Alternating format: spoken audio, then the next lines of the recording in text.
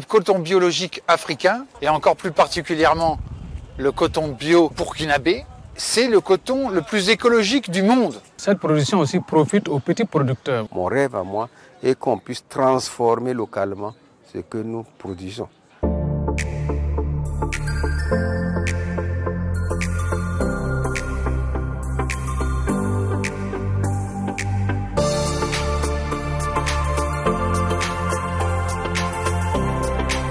Je trouve qu'aujourd'hui, c'est nécessaire qu'on pense un peu qu'est-ce qu'on porte. C'est un peu comme ce qu'on mange. Et je pense que porter un habit à base du coton biologique, c'est porter juste quoi, c'est s'habiller justement. Parce qu'il y a toute la chaîne, le paysan, le tisserand. C'est pas pareil qu'une chemise parachutée de nulle part. Comme dit le président Sankara, produisons et consommons ce que nous produisons. Par exemple, ce que je porte, c'est du bio. Moi, en portant ça, je suis content parce que je sais que derrière, on prend soin des gens qui sont sur toute la chaîne. Je sais que le producteur sur le terrain ne va pas avoir des problèmes de contamination chimique. Il n'a pas pris ce risque. Je sais qu'au niveau de la teinture, ils font attention pour ne pas déverser des produits chimiques dans la nature, dans l'eau qui à un moment donné nous crée des problèmes.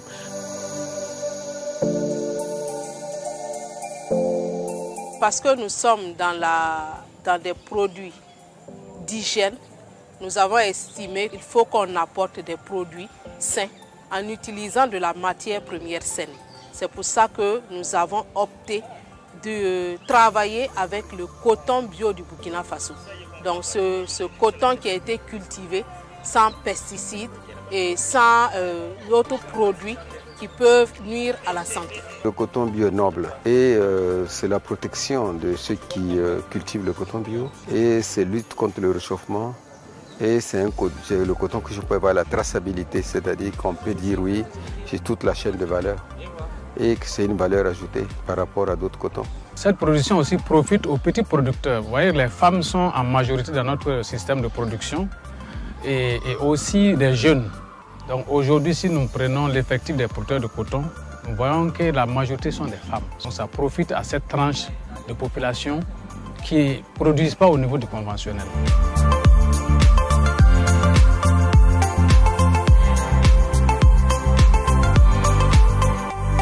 L'idée que c'est coûteux.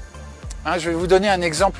Par exemple, si je fabrique une chemise en façon d'infanie bio, la chemise elle-même, au final, là, elle ne me coûte que 3% plus cher que si je l'avais fait en coton conventionnel. L'idée qu'on se fait que le bio, c'est cher, c'est parce qu'on a spéculé sur l'idée du bio. Donc c'est devenu une niche de riches qui se sont mis à comprendre les effets nocifs pour eux-mêmes d'acheter des produits qui ne sont pas bio. C'est ça qui fait qu'il y a cette perception. Il faut casser ce tabou-là et se mettre à banaliser l'utilisation du bio pour tout le monde. Il faut s'attacher à le rendre moins cher en créant des économies d'échelle, en produisant plus de coton bio, en ayant un artisanat plus adapté et en le valorisant et en le rendant moins coûteux. Quand on parle de questions de santé, je pense que tout le monde sait qu'on ne va pas lésiner sur les moyens pour préserver sa santé. Mais aussi, il faut dire que c'est accessible parce que à l'achat, on a un coût et sur la durée, on gagne. Puisque chaque mois, on ne va pas acheter des serviettes hygiéniques. Et voilà, on va les utiliser pendant au moins 1 an et demi à 2 ans. On investit au départ et à la fin, on gagne. La question du coût, les gens relient ça juste à ce que je dépense pour acheter. C'est plus cher. C'est vrai, ça peut être plus cher. Mais si on parle de coût économique, on voit que le coton biologique ou d'une manière les productions biologiques sont moins chères parce que eux, ils résolvent des problèmes. Au lieu de créer des problèmes, ils résolvent des problèmes. Donc on a un gain à un moment donné de la communauté. Alors que les produits chimiques, on dit c'est moins cher. Sur le coup, c'est moins cher. Mais à long terme, leurs conséquences, on doit dépenser plus demain pour résoudre les conséquences de l'utilisation des produits chimiques. Je pense que si on fait exactement les calculs globalement, ce n'est pas très coûteux. Parce qu'il y a l'argent qui reste ici. Cet habit que je porte, c'est cultivé ici, c'est cousu ici, c'est porté ici. Donc ça tourne, l'argent reste ici. Donc je crois que quand on regarde même économiquement à long terme, c'est pas cher du tout. On a évidemment un système en place sur lequel on a misé politiquement et économiquement sur une agriculture intensive, basée sur des produits chimiques. Donc forcément, il faut du temps pour qu'on réalise qu'il faut revenir ou développer, redévelopper ou réinventer une agriculture saine, écologique. Et c'est d'ailleurs ce que les spécialistes internationaux des Nations Unies préconisent pour qu'on puisse survivre sur cette planète, c'est de développer une agriculture de petite taille, agroécologique.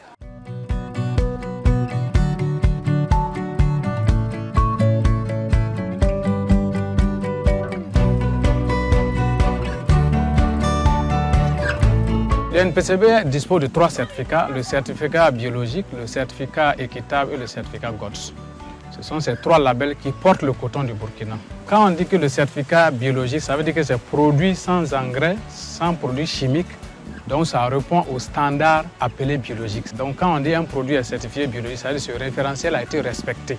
Toute la traçabilité, c'est-à-dire de la sémence jusqu'à la récolte, jusqu'à l'égrenage, ce cahier de charges a été respecté. Voilà pourquoi on peut effectivement après le certifier à travers un document qu'on a appelé certificat et qui est remis par l'organe de certification. Alors l'équitable, ça démontre le bon fonctionnement, c'est-à-dire l'aspect démocratique, un prix minimum juste aux producteurs. Le GOTS, ça c'est carrément à l'égrenage.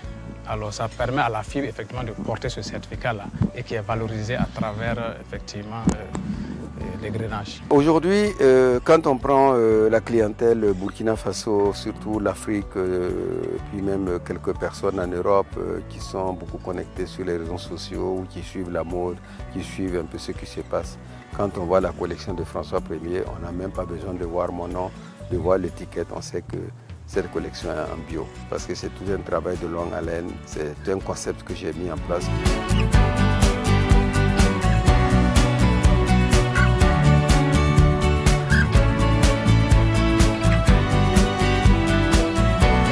Rêve à moi et qu'on puisse transformer localement ce que nous produisons. Voilà. Si on produit des quantités de coton bio, qu'on exporte tout le coton bio, alors que la transformation locale ne représente même pas 1%, ça veut dire qu'on a gagné même pas la bataille.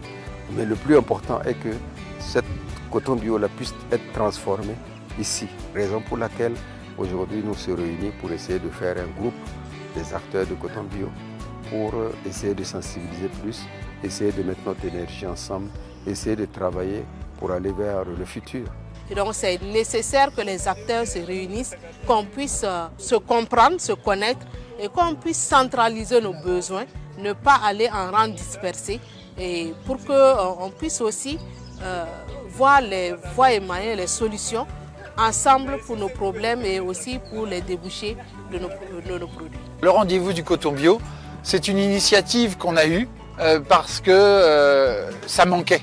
C'est un rendez-vous qui célèbre le coton bio africain et sa transformation locale en Afrique. C'est pour réunir tous les acteurs de la filière du coton bio et les rassembler pour qu'ils s'organisent le mieux possible pour développer la transformation du coton bio en Afrique.